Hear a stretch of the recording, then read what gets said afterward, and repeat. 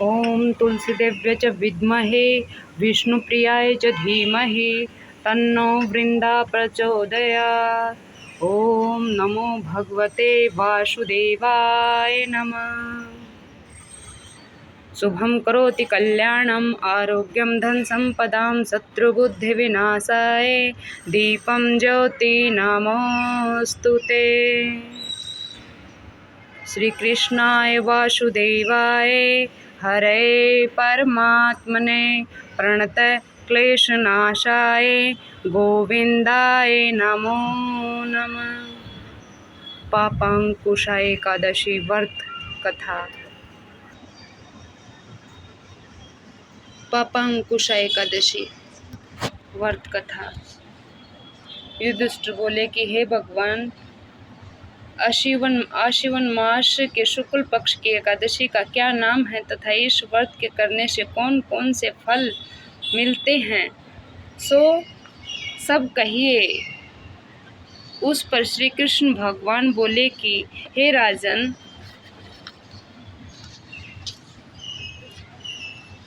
राजन, आश्विन शुक्ल पक्ष की एकादशी का नाम पापांकुशा है। इसके व्रत करने से समस्त पाप नष्ट हो जाते हैं। इस एकादशी के दिन मनवांछित फल की प्राप्ति होती है। प्राप्ति के लिए श्री विष्णु भगवान की पूजा करनी चाहिए। जो मनुष्य कठिन तपस्या के द्वारा फल प्राप्त करते हैं, वह फल इस एकादशी के दिन क्षीर सागर में शेषनाग पर शयन करने वाले विष्णु भगवान को नमस्कार कर देने से मिल जाता है। जो मनुष्य शंख चक्रधारी विष्णु भगवान की शरण में जाता है, उसे यम यातना नहीं मिलती। जो पापी मनुष्य अनायास इस एकादशी का व्रत करते हैं, उन्हें यम के दुख नहीं मिलते। जो विष्णु भक्त शिव जी की निंदा करते हैं अथवा जो शिव भक्त विष्णु की निंदा करते हैं, वे दोनों ही नरक को जाते हैं। 1000 अश्वमेघ यज्ञ और 100 राजसूय यज्ञ का फल इस एकादशी के व्रत के फल के 16वें हिस्से के बराबर भी नहीं होता।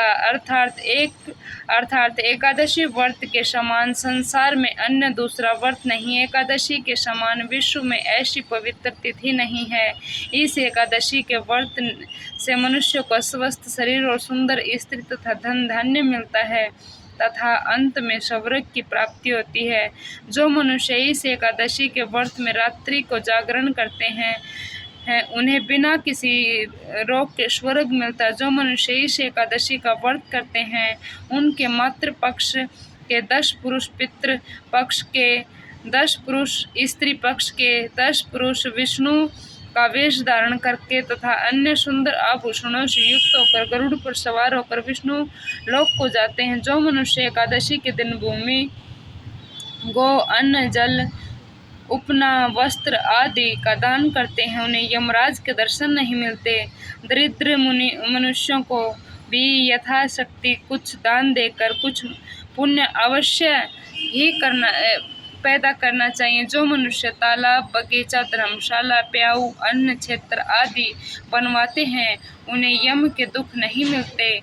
वह मनुष्य इस लोक में स्वस्थ दीर्घायु वाले तथा धन धान्य से परिपूर्ण होकर सुख भोगते तथा अंत में स्वर्ग लोक को जाते हैं। हे राजन, इस सब का सारांश यह है कि जो मनुष्य धर्म करते हैं, उन्हें सुख मिलता है और जो अधर्मी हैं, उन्हें दुर्गति भोगनी ही पड़ती है।